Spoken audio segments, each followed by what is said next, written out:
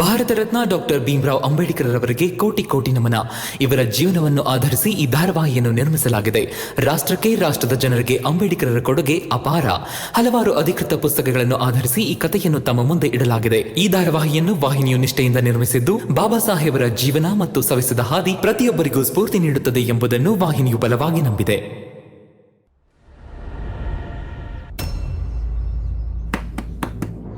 ಕಮಲಾ, ಬಾಗ್ಲು ತೆಗಿ.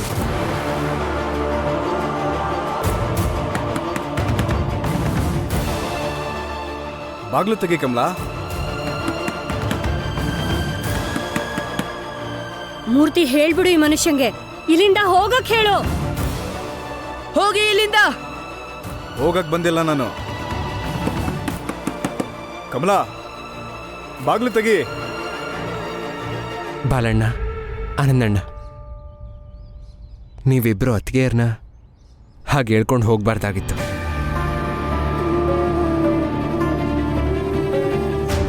ಭೀಂಬಾವ, ನಿಮ್ಮಷ್ಟೆಲ್ಲ ಸೂಕ್ಷ್ಮ ಅಲ್ಲ ಇವರು. ಹೆಂಡತಿ ಸ್ವಾಭಿಮಾನಕ್ಕೆ ಧಕ್ಕೆ ಬರ್ಸ್ತೆ. ಹೆಂಡತಿ ಮಾತನ್ನ ಕೇಳೋ ಸಮಾಧಾನ ಇಲ್ಲ ಇವ್ರಿಗೆ.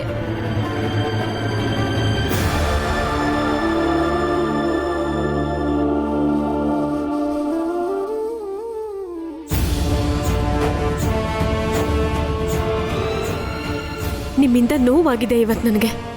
ಸ್ವಾಭಿಮಾನಕ್ಕೆ ಪೆಟ್ಟು ಕೊಟ್ಟಿದ್ದೀರಾ. ಇದನ್ನ ಯಾವತ್ತೂ ಮರೆಯಲ್ಲ ನಾನು.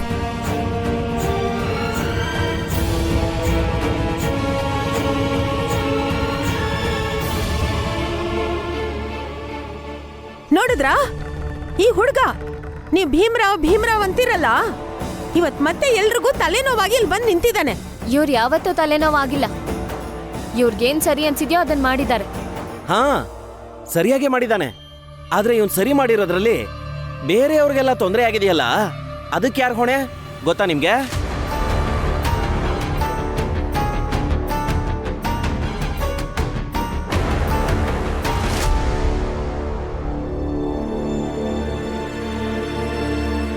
ನನಗೆ ಅರ್ಥನೇ ಆಗ್ತಿಲ್ಲ.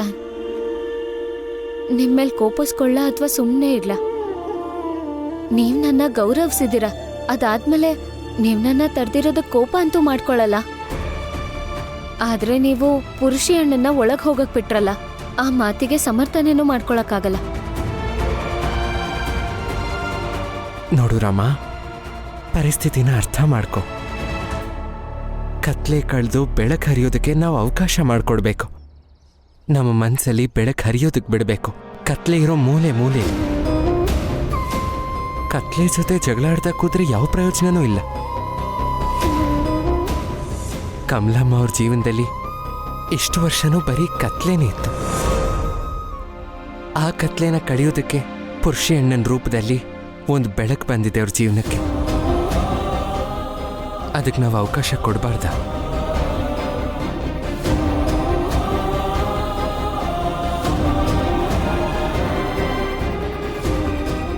ಅವರಿಬ್ರು ಈಗ ಮಾತಾಡಲಿ, ಎಲ್ಲ ಸರಿ ಹೋಗ್ಬೋದು ಅನ್ಸುತ್ತೆ. ಪಶ್ಚಾತ್ತಾಪ ಪಡ್ತೀರಾ? ಹಾಗನ್ನಿಸ್ತಿಲ್ಲ ನನಗೆ. ಒಂದು ವೇಳೆ ಅಂತ ಪರಿಸ್ಥಿತಿ ಬಂದರೂ ಕೂಡ ನಾನು ಖಂಡಿತವಾಗ್ಲೂ ಎದುರಿಸ್ತೀನಿ.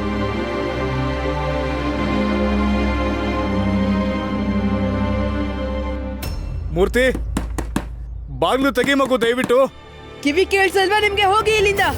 ನನ್ ಮಾತು ಕೇಳು ಕಮಲಾ, ಬಾಗ್ಲು ತೆಗಿ. ಹೇಳಿದ್ನಲ್ಲ, ಹೋಗಿ ಇಲ್ಲಿಂದ. ಅಮ್ಮ ಬಿಡಿ, ನಾನು ಇವ್ರಿಗೊಂದು ಗತಿ ಕಾಣಿಸ್ತೀನಿ. ಮೂರ್ತಿ, ನೀನ್ ಇಲ್ಲೇ ಇರು. ಕಮಲಾ, ನೀನ್ ಬಾಗ್ಲು ತೆಗಿಲಿಲ್ಲ ಅಂದ್ರೆ ನಾನೇ ಬಾಗ್ಲು ಹೊಡ್ಕೊಂಡ್ ಬರ್ತೀನಿ. ನಾನ್ ಮಾತಾಡ್ಬೇಕು ನಿನ್ ಜೊತೆ. ಮಹಾರಾಜರ ಆದೇಶ ಭೀಮರಾವ್ ವಿರುದ್ಧ ಅಲ್ಲ, ಭೀಮರಾವ್ ಪರವಾಗಿ ಆದೇಶ ಆಗಿದೆ. ಭೀಮರಾವ್ ಇಲ್ಲೇ ಇರಲಿ ಅಂತ ಮಹಾರಾಜರು ಆದೇಶ ಕೊಟ್ಟಿದ್ದಾರೆ.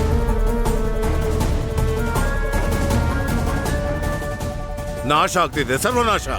ಬರ್ಕೊಡ್ತೀನಿ ಬೇಕಾದ್ರೆ. ಈ ಸಮಾಜ ಸರ್ವನಾಶ ಆಗ್ತಿದೆ. ಹೌದಪ್ಪ, ಎಂಥ ಕಾಲ ಇತ್ತು. ನಮ್ಮ ಮುಂದೆ ಕೆಳಗೇರಿಯೋನು ತಲೆ ತಗ್ಗಿಸ್ಕೊಂಡು ಓಡಾಡ್ತಿದ್ದ ಕಾಲ. ಈಗ ನೋಡಿ, ನಮ್ಮ ಮುಂದೆ ತಿರುಗಾಡ್ತಿದ್ದಾರೆ. ನಾವು ಭೀಮರಾವ್ ಅಂತೆ, ನಮಗೂ ಗುಂಡು ಹೊಡೀರಿ ಅಂತೆ. ಅಪ್ಪ, ಅಣ್ಣ, ಆ ಭೀಮನ್ ವಟಾರದಲ್ಲಿ ಕಮಲ ಅಂತಿಲ್ವಾ, ಅವಳು ಗಂಡ 12 ವರ್ಷ ಆದ್ಮೇಲೆ ಬಂದಿದ್ದಾನೆ. ನಾನು ನನ್ನ ಹೆಂಡತಿನ 25 ವರ್ಷದಿಂದ ದೂರ ಇಟ್ಟಿದ್ದೀನಿ. ಅದಕ್ಕಿಂತ ದೊಡ್ಡ ಸುದ್ದಿನ ಇದು? ನೀನ್ ಸುಮ್ನಿರಪ್ಪ. ನೀನ್ ಪರೀಕ್ಷೆಯಲ್ಲಿ ಫಸ್ಟ್ ಬಂದಿದ್ರೆ ನಾವೆಲ್ರ ಮುಂದೆನೂ ಹೇಳ್ಕೊಬೋದಿತ್ತು ನನ್ನ ತಮ್ಮ ಫಸ್ಟ್ ಬಂದಿದ್ದಾನೆ ಅಂತ. ಆದ್ರೇನಾಯ್ತು, ಪಾಸ್ ಆಗೋದಿರ್ಲಿ, ಫೇಲ್ ಆಗಿದ್ಯಲ್ಲೋ. ಪ್ರತಿಯೊಂದರಲ್ಲೂ ಆ ಭೀಮ್ರಾವ್ ಮುಂದೆ ತಲೆ ತಗ್ಸೋದೇ ಆಯ್ತು ನಮ್ಗೆ. ಏನ್ ಹೇಳದ್ ನಾವು? ಇಲ್ಲಿ ಕೇಳಿ, ನೀವಿಬ್ರು ನನ್ಗೊಂದು ಮಾತು ಹೇಳಿ. ಇಲ್ಲಿವರೆಗೂ ಇಷ್ಟೆಲ್ಲ ಘಟನೆಗಳಾಯ್ತಲ್ಲ, ಅದ್ರ ನೋಡಿ ಅವನು ಅದೇ ಭೀಮ್ರಾವ್ ಅವನ ಡೈರಿಯಲ್ಲಿ ಏನಂತ ಬರ್ದಿರ್ಬೋದು? ಅಪ್ಪ ಮತ್ತೇನ್ ಬರ್ದಿರ್ತಾನೆ, ಜನ ಅವನ ಹೆಸರಲ್ಲಿ ಘೋಷಣೆ ಕೂಗ್ತಿದ್ರು ಅಂತ ಅದ್ರಲ್ಲಿ ಬರ್ದಿರ್ತಾನಷ್ಟೇ. ಒಂದ್ ಕೆಲಸ ಮಾಡು, ನೀನು ಒಂದು ಡೈರಿ ತಗೊಂಬ, ನಾವು ಇತಿಹಾಸ ಬರೆಯೋಣಂತೆ. ಭೀಮ್ರಾವ್ ಡೈರಿಗಿಂತ ಅದ್ಭುತವಾದ ಡೈರಿ ಬರೆಯೋಣ. ಹೋಗು ಹೋಗು ಹೋಗು ಹೋಗು ತಗೊಂಬ. ಚೆನ್ನಾಗಿರುತ್ತೆ, ನಾವು ಇತಿಹಾಸ ಬರಿತೀವಿ. ತೆಗಿ ಬಾಗ್ಲು. ಕೇಳಿಸ್ತಿಲ್ವಾ? ಹೋಗಿ ಇಲ್ಲಿಂದ. ನಮ್ಮ ಅಮ್ಮನ್ಗೆ ಕಷ್ಟ ಕೊಡ್ಬೇಡಿ. ಕಮಲಾ, ಬಾಗ್ಲು ತೆಗಿಲಿಲ್ಲ ಅಂದ್ರೆ ನಾನೇ ಬಾಗ್ಲು ಹೊಡ್ಕೊಂಡ್ ಬರ್ತೀನಿ.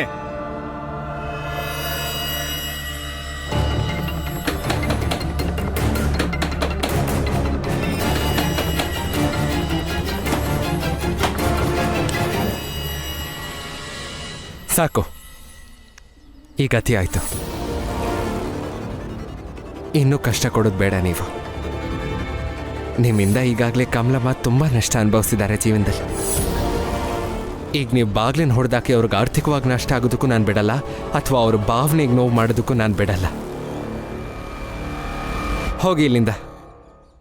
ನಿಮ್ಮ ಮುಂದೆ ಒಂದು ಅವಕಾಶ ಇತ್ತು, ಆದರೆ ಅವ್ರಿಗೆ ಬೇಕಾಗಿಲ್ಲ. ನೀವು ಅವರಾಗೆ ಬಾಗಿಲು ತೆಗೆದಾಗ ನೀವು ಮಾತಾಡುವಿರಂತೆ, ಅಥವಾ ಒಪ್ಕೊಂಡ್ರೆ ಮುಂದೆ ಮಾತಾಡ್ಬೋದು ನೀವು, ಅದು ಕೂಡ ಪಶ್ಚಾತ್ತಾಪದಿಂದ, ಗಂಡ ಅನ್ನೋ ಅಹಂನಲ್ಲ. ಸದ್ಯಕ್ಕೆ ಬಾಗಿಲು ತೆಗಿತಿಲ್ಲ ಅವರು. ನೀವು ಹೊರಡಿ ಇಲ್ಲಿಂದ. ಮತ್ತು ಅವ್ರಿಗೆ ಯಾವಾಗ ನಿಮ್ಮ ಹತ್ರ ಮಾತಾಡಬೇಕು ಅನ್ಸುತ್ತೋ ಆವಾಗ ಮಾತಾಡಿ, ಬಲವಂತ ಮಾಡಬೇಡಿ.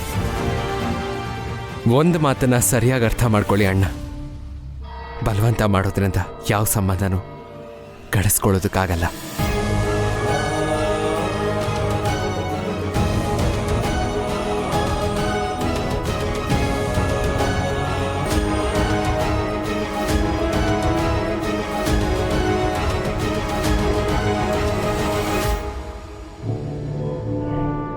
ಅಪ್ಪ ಡೈರಿ ತಂದಿದ್ದೀನಿ, ಹೇಳಿ. ಹಾ ಮಹಿಪಾಲ್, ಬರ್ರಿ. ನಾವು ಆ ಭೀಮ್ರಾವ್ನ ಅಪರಾಧಿಯನ್ನಾಗಿ ಮಾಡೋಣ. ಬರ್ರಿ. ಆ ಭೀಮ್ರಾವ್ನ ಜೊತೆಯಲ್ಲಿ ಯಾರಿದಾರೋ ಅವರೆಲ್ಲ ಅಪರಾಧಿಗಳನ್ನೇ ಮಾಡೋಣ. ಯಾರು ನಾನು ಭೀಮಾ, ನಾವೆಲ್ಲರೂ ಭೀಮಾ ಅಂತ ಬೀದಿಲಿ ಅಲಿಯೋರು ಅಪರಾಧಿಗಳೇ. ಬರ್ದ್ಯಾ? ಆಯ್ತಪ್ಪ. ಏನ್ ಹೇಳ್ತಿದ್ರು ಅವರು? ನಾನ್ ಭೀಮಾ, ನಾವೆಲ್ಲರೂ ಭೀಮಾ, ಹಾಳಾಗಿ ಹೋಗ್ಲಿ, ತಿಪ್ಪೆಗೆಸಿಲಿ. ನಾನು ಹೇಳಿದ್ದನ್ನು ಬರ್ದಿಯಾನೋ? ಬರೀತಿದ್ದೀನಪ್ಪ. ತೋರ್ಸು. ಆಯ್ತಪ್ಪ. ವಾ ಅಪ್ಪ ವಾ, ಎಂಥ ವಿಚಾರ! ಆಹಾ, ಅದ್ಭುತ. ಚೆನ್ನಾಗಿದ್ಯಾ? ಚೆನ್ನಾಗಿ ಬರ್ಸಿದ್ದೀನಲ್ಲ? ಹಾ, ಚೆನ್ನಾಗಿದೆಯಂತೆ. ಬರೀ ನಾವು ಇತಿಹಾಸ ಬರೋಣ.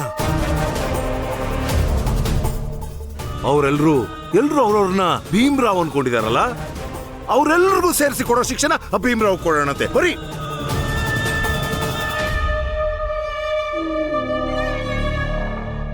ಶಿಶುಪಾಲ.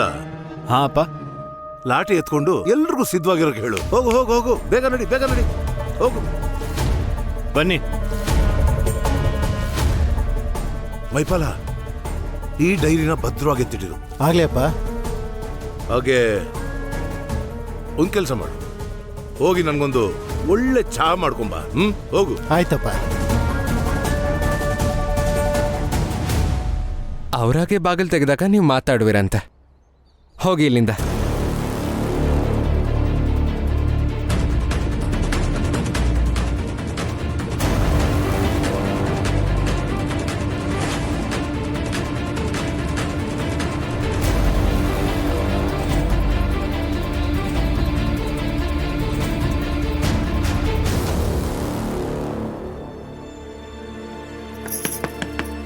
ಕಮಲಮ್ನವ್ರೆ, ಬಾಗಿಲ್ ತೆಗೀರಿ. ಯಾರು? ನಾನು ರಮಾ.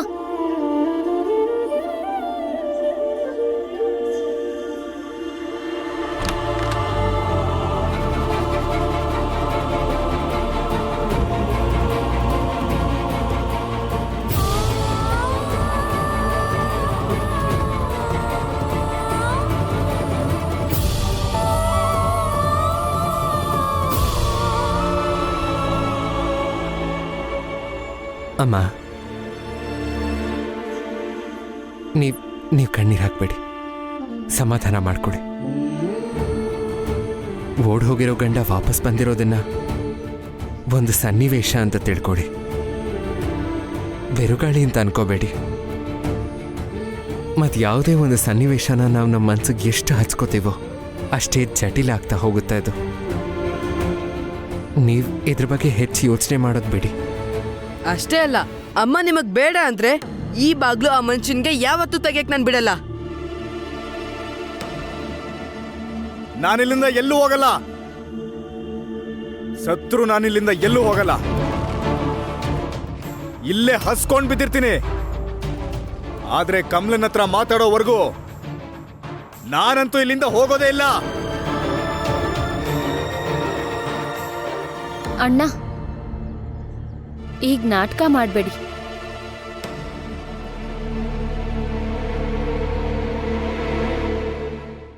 ನಿಮಗೆ ಕಮಲಮ್ಮನ ಹತ್ರ ಮಾತಾಡೋಕ್ಕೆ ಅವಕಾಶ ಸಿಕ್ಕಿತ್ತು ತಾನೆ, ನಿಮಗೆ ಮಾತಾಡೋಕ್ಕಾಗಲಿಲ್ಲ.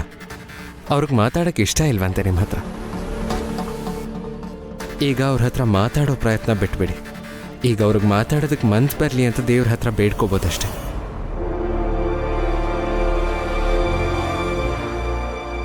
ಅಮ್ಮ, ನೀವು ತರಕಾರಿ ತರಬೇಕು ಅಂತಿದ್ರಲ್ಲ, ಹೋಗಿ ಬನ್ನಿ.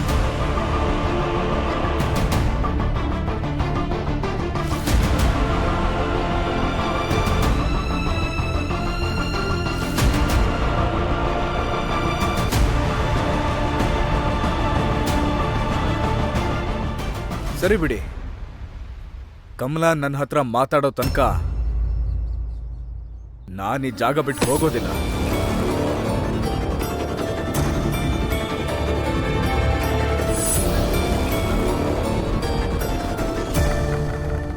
ಕೇಳಿಸ್ಕೊಂಡ್ರ ಮಾತ್ನಾ? ಕೇಳಿಸ್ಕೊಂಡ್ರ? ನಿಮ್ ಮಗ ಆ ಪುರುಷಿಗೆ ಬುದ್ಧಿ ಹೇಳ್ತಿದ್ದಾನೆ. ಓಡ್ ಹೋದವನು ಅಪರಾಧಿ ಅಂತೆ. ನಿಮ್ಗ್ಯಾವತ್ತ ಬುದ್ಧಿನೇ ಹೇಳಿಲ್ಲ, ಅಪರಾಧಿ ಅಂತಾನೂ ಹೇಳಿಲ್ಲ. ಹಂಗ್ ನೋಡಿದ್ರೆ ನೀವು ಅಪರಾಧಿ. ಕೂತ್ಕೊಂಡಿದ್ದೆಲ್ಲ ಯೋಚನೆ ಮಾಡಿದ್ರೆ ನೀವು ಓಡೋಗಿದ್ರಲ್ಲ. ಹಾ, ಅವನು ಓಡೋಗಿ ದೂರ ಆಗಿದ್ರೆ ಮತ್ತೆ ನೀವು ಹತ್ರ ಇದ್ಕೊಂಡೇ ದೂರ ಇದ್ದೀರಾ. ನೀವೇ ಹೇಳಿ, ಇಬ್ರಲ್ಲಿ ದೊಡ್ಡ ಅಪರಾಧಿ ಯಾರು ಅಂತ? ನಾನೇ ಜಿಜಾಬಾಯಿ, ನಾನೇ. ನಾನು ಮದುವೆ ಆದಾಗಿಂದ ನಿನ್ನ ನೋಡ್ಕೊಳ್ತಾ ಇದ್ದೀನಿ. ನಿನ್ನ ಜೊತೆ ಇದ್ದೀನಿ, ಗೌರವ ಕೊಡ್ತಾ ಇದ್ದೀನಿ. ಆದರೆ ಇವೆಲ್ಲ ನಿನಗೆ ಅರ್ಥನೇ ಆಗ್ತಾ ಇಲ್ಲ ಜಿಜಾಬಾಯಿ.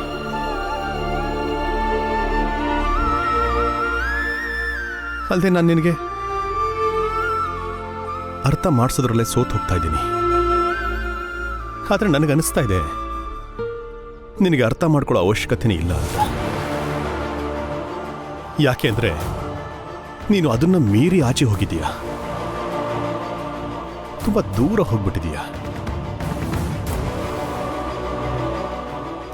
ನೋಡು ಜಿಜಾಬಾಯ್, ಮನುಷ್ಯ ತನ್ನ ಜೀವನನ ನಿಯಮಗಳನುಸಾರ ಜೀವಿಸ್ತಾನೆ, ಯೋಚಿಸ್ತಾನೆ. ಅದನ್ನು ನಮ್ಮ ಭಾಷೆಯಲ್ಲಿ ಆತ್ಮಾಭಿಮಾನ ಅಂತ ಕರಿತೀವಿ. ಆದರೆ ನಿಂಗಿದೆಲ್ಲ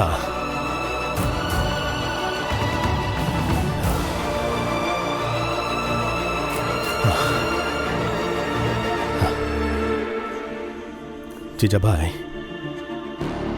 ಇನ್ಮೇಲೆ ನಿನಗಿಷ್ಟ ಬಂದಂಗಿರು. ನಿನಗೇನು ಅನ್ಸುತ್ತೋ ಅದನ್ನೇ ಮಾಡು. ನಾನು ನಿನ್ನ ತಡೆಯಲ್ಲ, ಯಾವತ್ತೂ ತಡೆಯಲ್ಲ.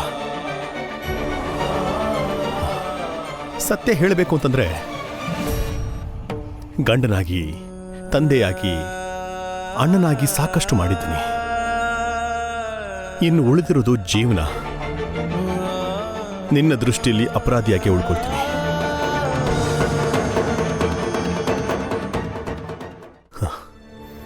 ಈ ಮುದುಕ ಇದಾನಲ್ಲ, ನಿನ್ನ ಗಂಡ,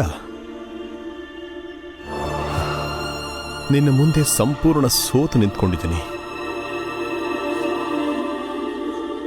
ರಾಮ್ಜಿ, ಏನ್ ಮಾಡ್ತಿದ್ಯಾ ಅಣ್ಣ?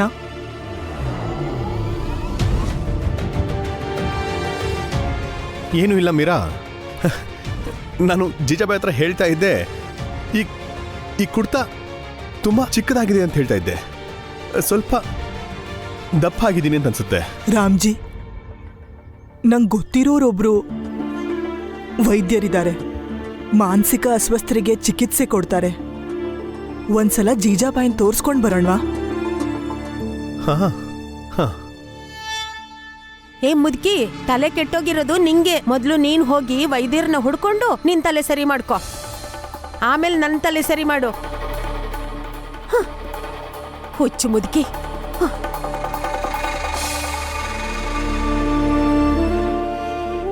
ಮೀರಾ, ಕ್ಷಮಿಸ್ಬಿಡು ಅವಳನ್ನ. ತಲೆ ಕೆಟ್ಟಿದೆ ನೋಡು, ಏನೇನೋ ಹೇಳ್ತಾ ಇರ್ತಾಳೆ.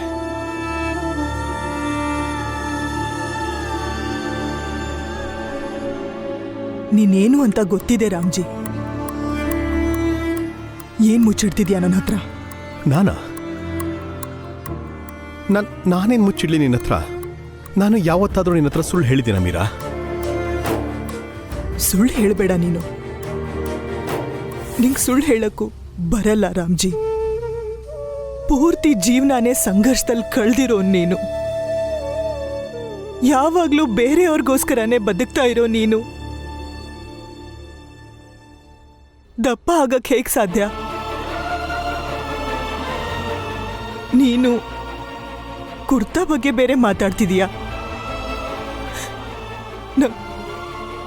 ನಂಗೂ ದೇವ್ರ ಬುದ್ಧಿ ಕೊಟ್ಟಿದ್ದಾನೆ ರಾಮ್ಜಿ.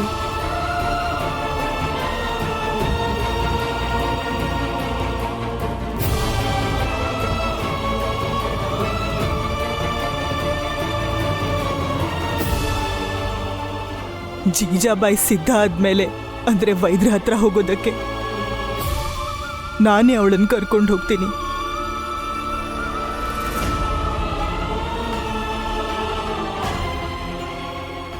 ನನ್ನ ಅನುಮಾನ ಇವಾಗ ನಿಜ ಅನಿಸ್ತಾ ಇದೆ.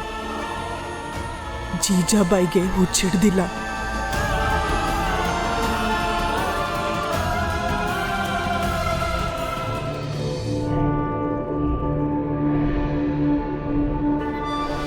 ಅಪ್ಪ, ಇವರೇ ಅಲ್ವಾ ಜನ?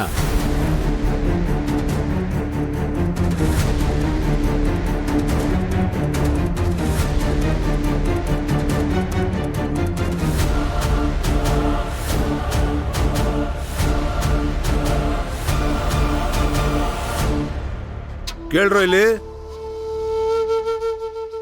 ಆವತ್ತು ನಿಮ್ಮಲ್ಲಿ ಯಾರಿದ್ರು? ಆ ಭೀಮ್ರಾವ್ನ ಸಮರ್ಥನೆ ಮಾಡ್ಕೊಂಡು ಕೂಗಾಡ್ತಿದ್ದವ್ರು, ನಾನ್ ಭೀಮಾ, ನನ್ ಗುಂಡ್ ಹಾರಿಸಿ, ನಾನ್ ಭೀಮಾನೇ, ನನಗೆ ಗುಂಡ್ ಹಾರಿಸಿ ಅಂತ ಯಾರಿದ್ರಿ?